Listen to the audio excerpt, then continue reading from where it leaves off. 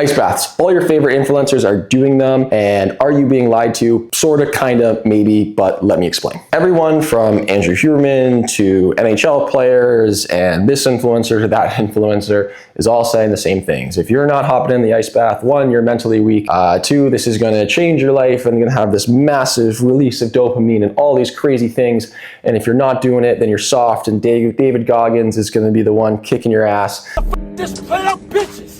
That's all they are is bitches. To get you out of bed and do all these things. But we all know that the truth is somewhere in between. And take it from someone who's technically an influencer, if there's a discount link in the bio before, there's always some sort of hidden motive, and the motive is usually money. Now, I always have links in the bio, then they're typically to products that either I trust or kind of my own products, but hey, I gotta eat too. So right off the bat, cold plunges, they aren't magic, but they are valuable. So I'm gonna start off with the good first. Usually most people start off the bad, I'm gonna start off with the good. What are they good for? Cold plunges are really good for decreasing the perceived soreness. So let's just say you play a game or you have a workout and you hop in an ice bath, you're going to feel less sore after. And I'm gonna emphasize that. You feel less sore.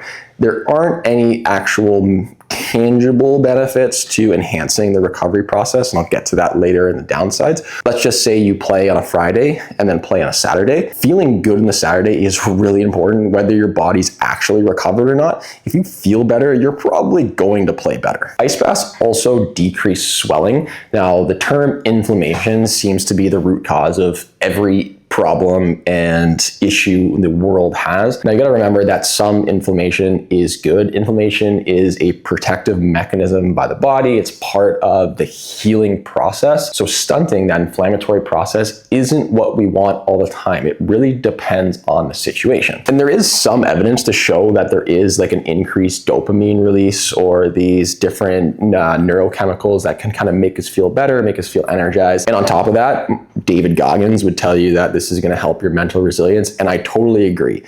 Just play out bitches.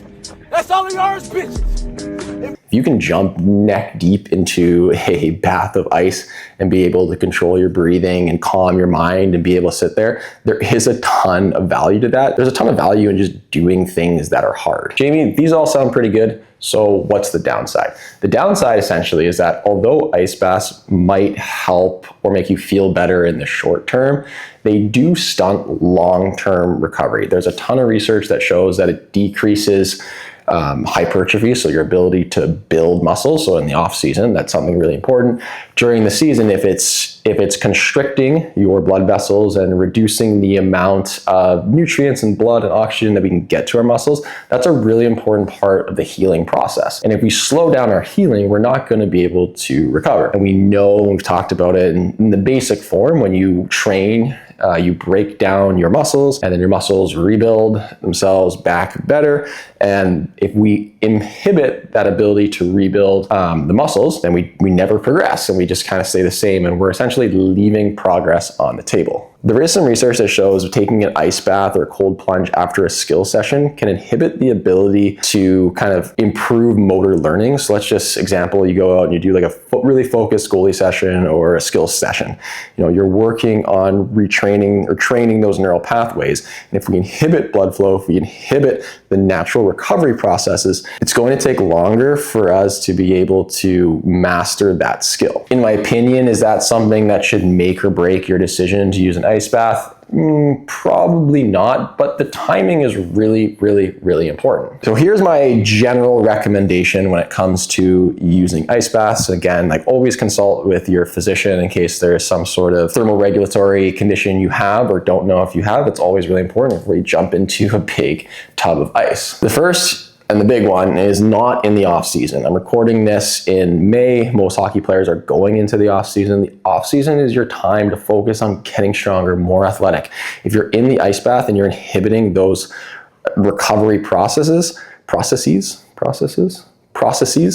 then you're going to leave some quote unquote gains on the table, and we don't want that. We work hard in the gym, we want to be rewarded for that effort. I do recommend using it in season when you play back-to-back or multiple games in the same day. That perceived soreness, that being lower, you feeling better, You're probably going to play better when you feel better. So I definitely recommend it in season with back-to-back nights. However, let's just say you finish your games on a Sunday and you don't have anything for the rest of the week. No ice baths after that last day. Allow your body to naturally go through that recovery process with proper sleep, nutrition, hydration, all those things that I've talked about before. Okay, how long should you be in the ice bath? Again, it's preference. Some of the research shows anywhere between 2 to 10 minutes is kind of that sweet spot. Do you need any longer? No, but just hopping in, hopping out isn't going to do much for yourself. Temperature, we want to keep it pretty cold. Something anywhere around nothing higher than 50 to 59, want to keep it below there. So if you're in non-freedom units, like the rest of the world, we're looking at about 10 to 18 degrees Celsius at the warm end. Anything colder than that's probably pretty good. Remember, if it's completely frozen block of ice, you're not going to be able to hop into it. Timing, we kind of want to get into it sooner than later, trying not to exceed 4 to 6 hours after exercise. That's even pretty broad, I would say.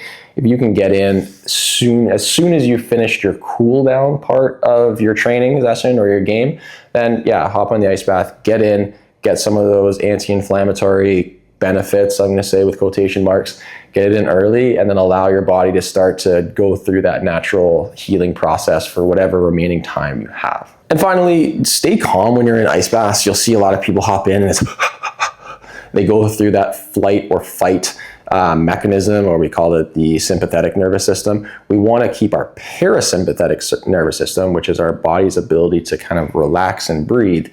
We want to keep that, and we want to maintain that nervous system, or this parasympathetic nervous system. Sorry, it's been a mouthful of words today. We want to maintain that calm, because that calm is a really crucial part of recovery. And if we're always in fight or flight, our body isn't going to be able to recover. To summarize, do you need ice baths? No. Do you need to spend a couple $1,000s on ice baths? No. You can also just take a cold shower if you really want to, although I find those less comfortable than just hopping in an ice bath. It's a completely optional thing. It's kind of that 1% of the recovery. The 99% is going to come from your sleep, nutrition, hydration, and then all like the stretching, making sure that you're doing all of those. That's the 99%. That 1% is certain things like the supplements, the ice baths, the Normatec boots. Those are what put the elite athletes over the edge.